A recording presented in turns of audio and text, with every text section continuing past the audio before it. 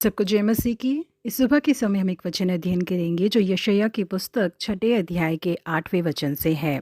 तब मैंने प्रभु का यह वचन सुना, मैं किसको भेजूं और हमारी ओर से कौन जाएगा। तब मैंने कहा, मैं यहाँ हूँ, मुझे भेज। एमी कार्माइकल जब युवा थे उस समय एक रात को उन्होंने बहुत ही भयानक स्वप्न देखा। स्वप्न में वो एक जंगल में बैठी हुई थी और उनके बगल में आग जल रही थी और उस आग में से जो धुआं उठ रहा था वो आकाश की ओर जा रहा था। वहाँ पर एक खुला मैदान था जहाँ से कई लोग एक चट्टान के ऊपर चढ़ रहे थे जो बेहद ज्यादा खतरनाक था। एक अंधी माँ अपनी बेटी की कपड़े की छोर को पकड़कर उस चट्टान पर चढ़कर ऊपर तक चली गई और वहां से यदि वो एक कदम आगे रखेगी तो गहरी खाई थी, परंतु उन लोगों को सावधान करने के लिए वहां पर कोई भी मौजूद नहीं था। उस ऊंची चोटी से वो दोनों गिर गए और उन लोगों की आवाज को एमी कार्माइकल ने बहुत ही साफ तौर पर सुना। उसके बाद एक छोटा लड़का, वो भी अंधा था, वो भी उसी खड़ी चढ़ाई पर चढ़ा और वहां से आगे बढ़कर उसका पांव फिसला, परंतु उसने एक डाली को पकड़ लिया और मदद की गुहार लगाई, परंतु उसकी मदद करने के लिए कोई वहां पर नहीं आया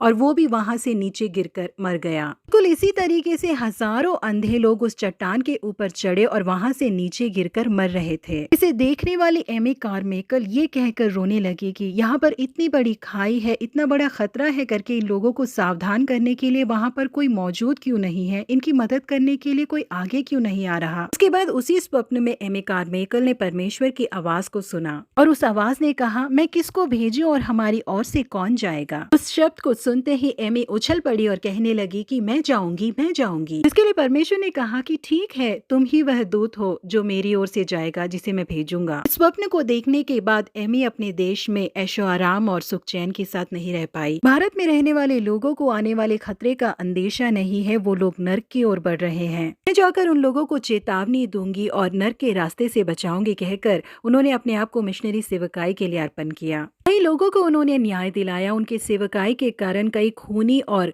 बुरे लोगों ने भी मन फिराया। कई देवदासियों ने उद्धार पाया। उन लोगों के लिए एमी एक सुरक्षा का स्थान बन गई। तमिलनाडु के दोनाऊर नाम की जगह में उन्होंने एक आश्रम को बनाया और कई अनाथ बच्चों को उन्होंने वहां सहारा दिया। एक प्रेरित पौलुस ने अपने आप को यीशु मसीह की सेवकाई के लिए अर्पण किया, जिसके कारण हजारों लोगों ने उद्धार पाया। अधिपतियों ने, न्यायाधीशों ने, राजाओं ने और जेल के दरोगा ने और तांत्रिकों और टोना करने वाले जैसे कई लोगों ने यीशु मसीह को ग्रहण किया। यहाँ भी परमेश्वर के लोगों, आज के समय में भी कई लोग ऐसे हैं जिन्हें चेतावनी देने के लिए कोई नहीं है। आने वाले खतरे के बारे में जाने बिना वो मनचाही राह पर आगे बढ़ रहे हैं। आने वाले खतरे के बारे में उन्हें चेतावनी देने के लिए और नर्क की आग से उन्हें झपट कर बचाने के लिए परमेश्वर कई लोगों को ढूंढ रहे हैं। मैं किसको भेजूं और हमारी ओर से कौन जाएगा करके वो प्रतिरोज बुलाहट दे रहे हैं। क्या हम अपने आप को अर्पण करें? यदि हम अपने आप को अर्पण करेंगे तो उन लोगों को खतरे के प्रति चेतावनी मिलेगी और वो सुरक्षित बच जाएंगे। यदि अनेक लोगों को हम सत्यता की राह पर चलाएंगे तो सदा काल के लिए तारों की तरह हम चमकते रहेंगे। परमेश्वर आप ही हमारे अंदर उस बोझ को उत्पन्न करे। प्रभु आप सबों को आशीषित करे।